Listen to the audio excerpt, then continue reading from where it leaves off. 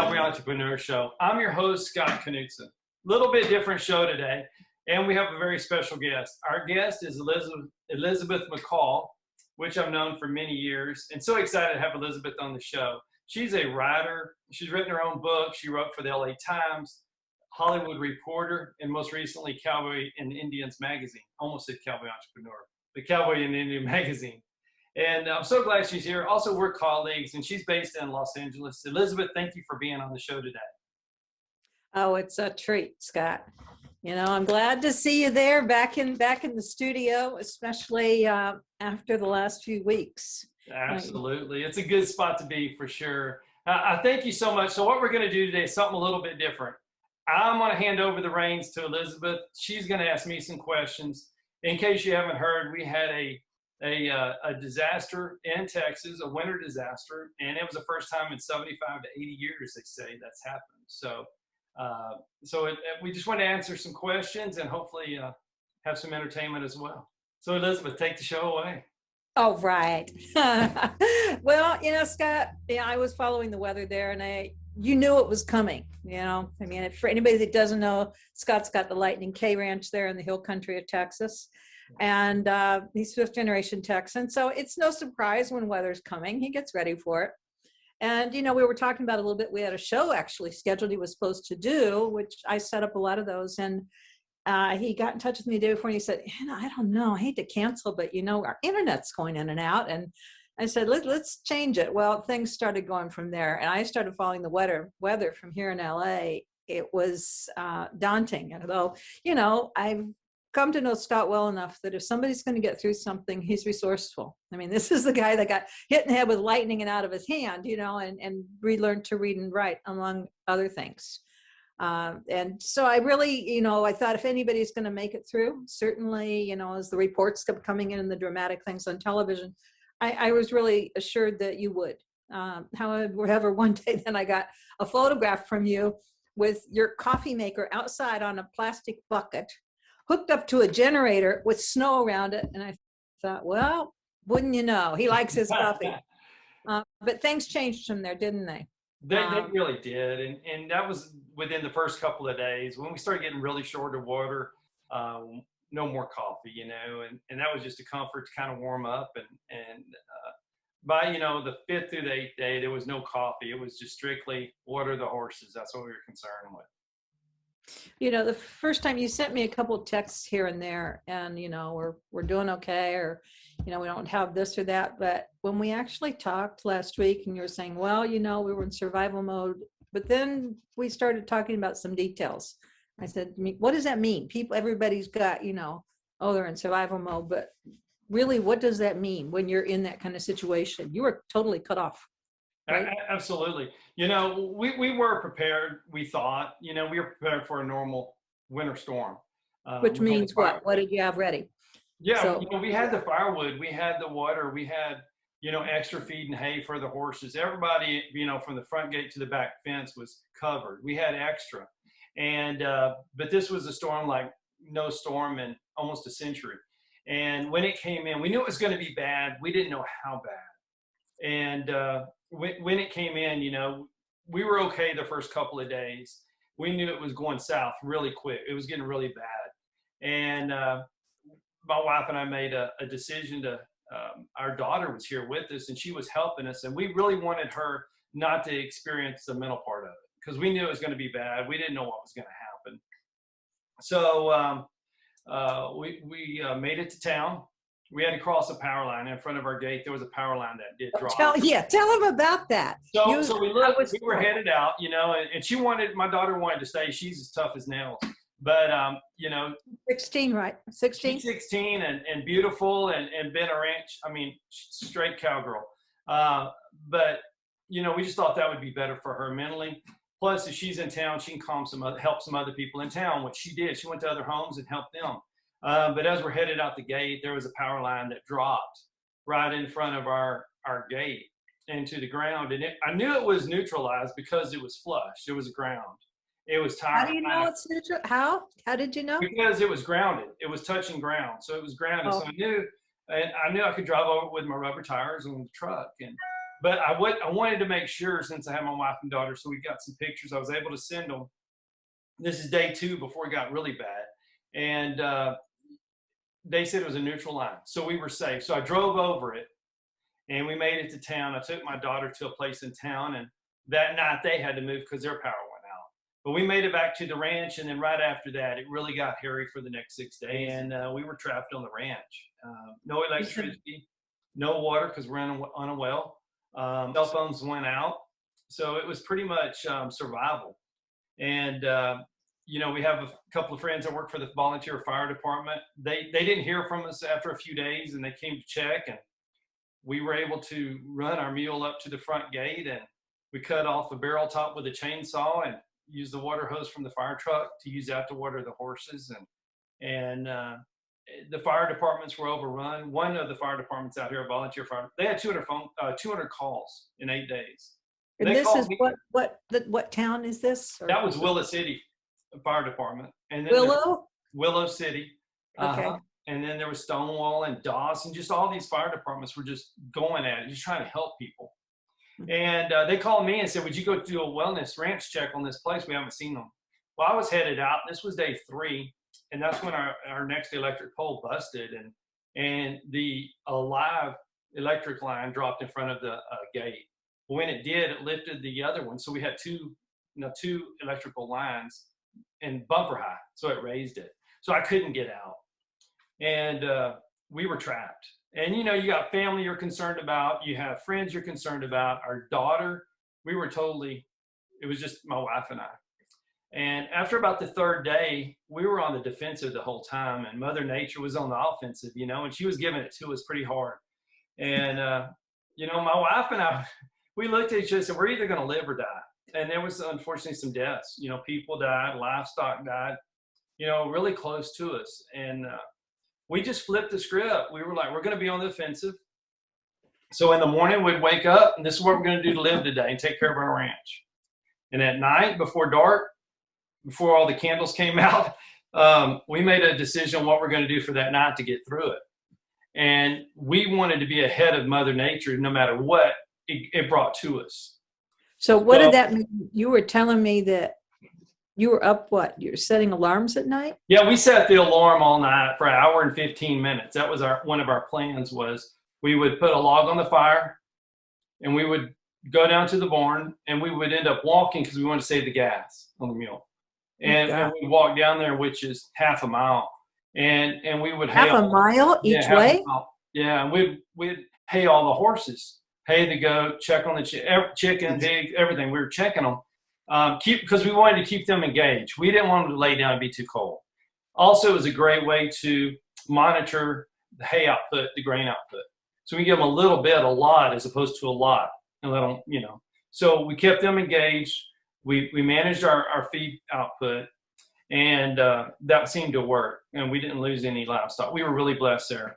And it kept us engaged. And by day 5, 6, 7, and 8, all the firewood we had stored up, even the ones we had cut, had ice on it, 2 inches or so. My wife would be using a hammer to knock the ice off. And then we'd put on the firewood? Yeah, on the firewood. And then we would put it in the living room, because in our house was 26 degrees. The wind chill outside was -15. And people up north, that's just a normal winter. But down here, we're just not built that way as far as our barns and our houses and our infrastructure. So we would put the logs on the fire, and it would kind of smoke, but it was better than not having any heat. And we just worked together as a team. So what were you doing for food? I mean, you told me the wet wipes froze? Oh yeah, the wet wipes froze in the living room, and that was just terrible. And, for food, we had some things here, but we really couldn't cook because we didn't want to waste our propane, and that was about all we had. We did have a water source. We would boil the water on our propane stove, sanitize it best we could. This was from where, the pool? Yes, from the pool. And so we were boiling that water, and that was some of our water. My wife was inventive, and she said, I can make toast over the campfire. And then she figured out a way to make popcorn the propane, so on the propane stove. So we were just being creative. We had to eat too, so we were being creative on ways what we could do. And, you know, we didn't want to mess up a lot of dishes because we couldn't clean them. So we just had to be really inventive, and thank goodness I have a great partner, strong, and you know, because we just relied on each other. The limbs were so heavy, you know, we trimmed the limbs around our house, around our barn, but they were so heavy they were just dropping. And if you can imagine 100 milk jugs full on a limb, it's just going to push it down. So we would rope the limbs around the house or around the fence line, and we would shake it. My wife would climb up on the ladder while I was roping, and we were knocking ice off. Roping, like, yeah, rope the limbs because they like were so cow? low, and I would shake it so the ice would hopefully pop off and come back up. And if it wouldn't, we'd just cut that limb with a chainsaw. And it seemed to work, you know, because we were afraid if these limbs fall on our house, we're really not going to be warm. It's going to break a window or break a corner of the roof off, and we didn't want to take that chance. We did lose some fencing. Some horses got scratched up, but they're healing up now, so that's great. And you know, there was a lot of neighbors that lost livestock just due to the limbs falling on them. It was so heavy, and some, you know, it unfortunately hurt some livestock. Yeah, you sent me some photos. So you could icicles. You could even see them in the photos from a phone of the icicles coming off a wire or a line, and then the trees. And what'd you tell me? It's about 3/4 of your trees were damaged on the property. Yeah, but almost 85 and 90% are damaged or broken in half, just from either the wind or the weight of the ice and snow. So lots of cleaning up to do in the pasture, and you know, what we're going to do is spin it positive, and we were going to lift some of these trees anyway, and it's going to look good once we get it all cleaned up. And you know, it's kind of like right now the limbs are brown, the leaves are brown, and it's kind of like seeing a field that's been burned, except instead of fire it was freezer burn, and that's what it looks like. So you know, I was making a joke with my wife yesterday and a couple of the guys that ride out here that we probably won't ever have to duck under a limb for a long time. Good one. I hadn't thought about that. Yeah, it seems incredible, I think, for people that live in so many parts of the country, even the world, to really, you know, and I appreciate you being so open about this, because it's one thing when somebody goes, oh, you know, we had to fight for survival, but when you really share the details of what that means, it adds another dimension. I mean, even just now before we started talking, you were telling me, you know, you're in the process of cleaning up some of these broken things, and you said you've got a pole saw. Some of these things I've never heard of. Tell me. Yeah, we have got pole saws that are 25, 30 feet tall. We're going to clean some of the top trees because there's still limbs that are dead that are hanging at the top of these trees. They just haven't fell yet. And I don't want an animal or family member or friend to be underneath it when it does. So we got some pole saws. We got some more chainsaws coming out. And but for anybody that doesn't know what a pole saw is, just describe it a little more. You can extend it up to about 30 feet. They're really long, and it looks like a chainsaw on the end of a 30-foot pole, and you got the trigger on your hand. So it's kind of a cool feeling, to tell you the truth. You know, is it like a fishing rod or something? It's a lot more sturdy, and it's heavy, and you just go up there and you can clean way up in that tree. So. But you're on the ground, right? When you're on the ground, yeah. And you have to hang on to this thing and not let it get loose. Yeah, hold it up, don't drop it, and cut. And we got chainsaws, and we have fence building equipment, and the tractor and the mule are out. You know, so we're just cleaning up and working and fixing things up. And I'll tell you what, the volunteer fire departments out here are so strong. You know, we're surrounded by 6 or 7 of them, and I can't say enough about them. They just really worked hard, and they stayed positive. And one of them told me something. One of the guys, he actually interns here, and he works here, and he runs the ranch when I'm on the road speaking. And he just said, you know, you go up to some of these ranches, and if the people are not, you can't be in a good mood, but you can be in a positive mood. You can be in a winner's mindset mind. But people that are that way, that are thinking, we're going to be on the offensive, we're going to get through this, they just seem to do better, health-wise, ranch-wise, their livestock. The people who were down saying, oh, we're not going to make it, or make it about them, and that we're a little bit more depressed, had a lot harder time. And I just, I think that's the way it is with everybody day to day, whether you're going through a winter storm in the middle of a pandemic on top of it, or whether, whatever it is, And you the have to have pandemic, that yeah. mindset. And I think that helped us out. But they were great. The electric companies, we had electric companies from Florida, South Texas were up here helping. And that was great Really? to see. Yeah, it was wonderful to see it. And How'd you know they were from there? Did they have trucks or something? they had trucks all over the county.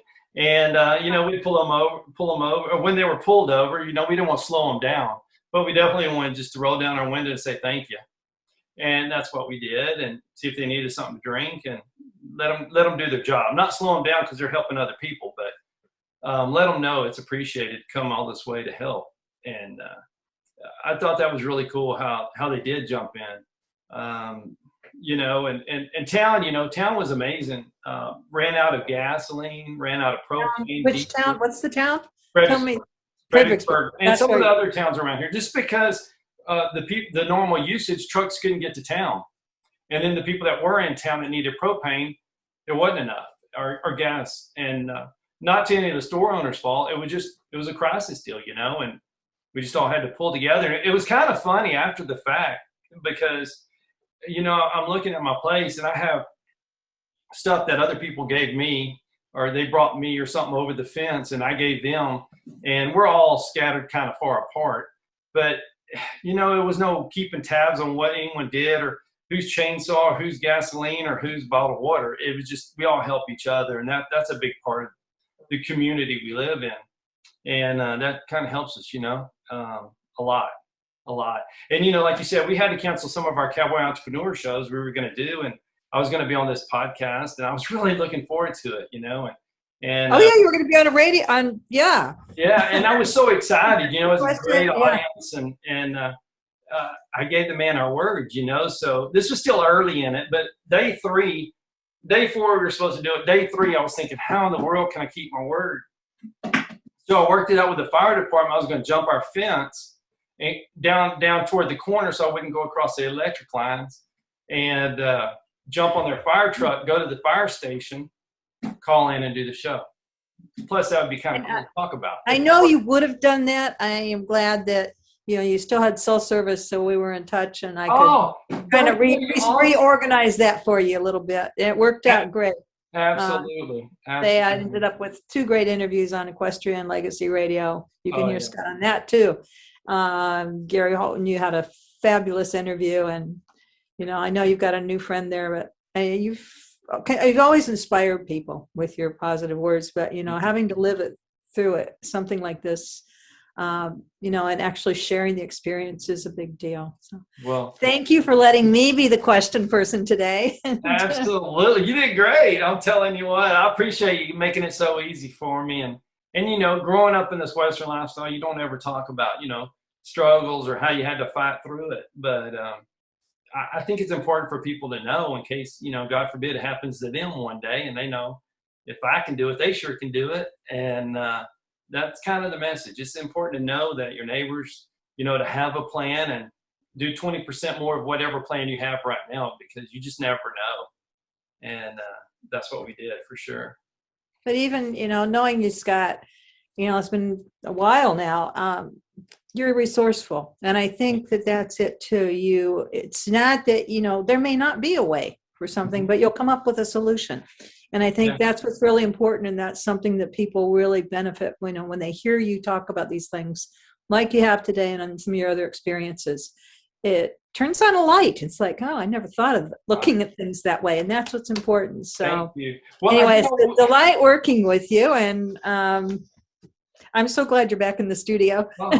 It's so much fun. And, it's funny, man, when you're trapped for 8 days, you can't leave. It's a different way, and it's survivable. And I'll tell you one quick story is on day 6, we knew the weather was supposed to get warmer.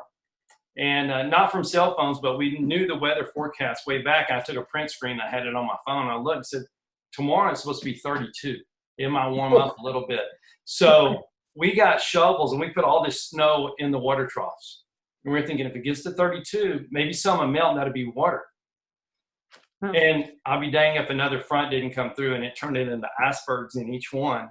And I had a pear burner which is a what? propane tank. It's called a pear burner. And it's the coolest tool I think I have, because it's a propane tank. It has a hose. It runs on propane and a long silver bar coming out, and it shoots fire. Oh gosh. And you burn cactus with it. It's what it's called, a pear burner. So I was going to melt the outsides of those metal water troughs. I already had ice and snow in it. That'd be perfect. It was so cold, the propane nozzles broke. So we had to go to another plant after that. But you just keep running into roadblocks, but you got to keep going until you find that opening, and that's what's going to get you through the day. So what'd you do? Don't leave us hanging. So we built a fire on our red granite, which is where we park our cars and our trucks down there at the barn. It's red granite. It's like crushed limestone. And we built a fire. Actually, another guy did. We built this fire, and we put a pot. We melted ice, and we used that to water the horses at the end. So we got a picture of that too. I'll send you. But we just kept innovating until something worked. So.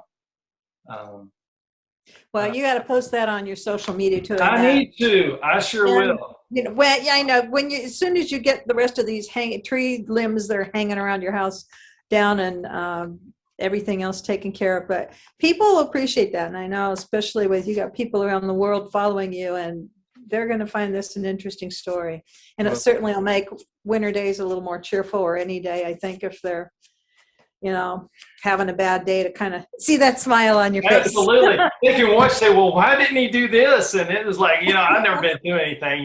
We learned just from falling down and hitting our head. We figured that didn't work, so we're going to try something else. And the horses are better, and they got a little scratched. And like we were talking earlier, our breeding program, we do a lot of live cover with our mares and our stud, and we still haven't put them together yet, just because the weather messed everything up. And we got horses where they don't belong. But where did you put? By the way, where was your stud? He's the quarter horse, right? Yes. Yeah. His name. What's his name again? His is Jazz Buenos Noches, and he was in the barn. But it was amazing. The snow was so sideways in the ice. It blew in the barn. It blew in the hay barn. It was everywhere. And I've never seen that before. Even with a good rainstorm, it's never done that. So. We all got challenged, but we made it through. Well, good luck with breeding season. Yeah, absolutely. Well, thank you so much, Elizabeth, and thank you for running the show today, and thanks for the questions. I hope some people watch this show today and just have fun and kind of laugh at some of the stories and maybe get a little bit more prepared. And for sure we are. We got our plan. We're going to go get some stuff, and we're going to be set for the next one. So even if it doesn't happen to us, my daughter's going to be set up 50 years from now when it's her turn. But thank you so much, Elizabeth, for everything you do for us, and also for running the show today. Oh, my pleasure.